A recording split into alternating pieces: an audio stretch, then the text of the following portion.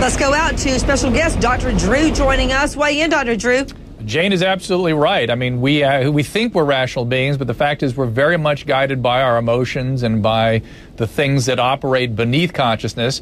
And she's absolutely right. Maybe the prosecution went too far in terms of what they were trying to get here. Trying to issue a death sentence to somebody is a tall order, and it's very hard for a juror to do that. Yeah, we're all stunned, but I got to tell you, I'm not that surprised for the very reason that Jane brings up.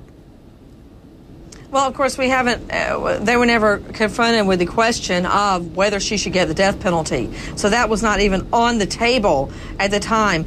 Strictly looking at the facts, Dr. Drew, you're telling me you're not surprised by the verdict? I think they never showed motivation. Unless they could show motivation for somebody sitting in a juror to understand why. This is how we have to all put ourselves in that position. We're going to put somebody away for a long period of time. She is a lying person. She's an egregious parent. She is not a good person. All that was proven, and she was convicted of those counts.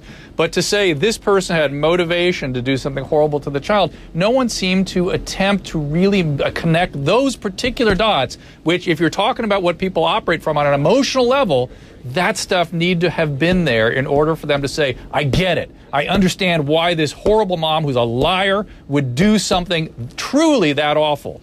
I don't think those dots got connected for people on an emotional level. On an intellectual level, I also agree that you're right, that the evidence was phenomenal. The evidence was clear. And it's also clear that Ashton does not feel like justice was served. I mean, see him, the prosecution sitting there stunned. Two things bother me.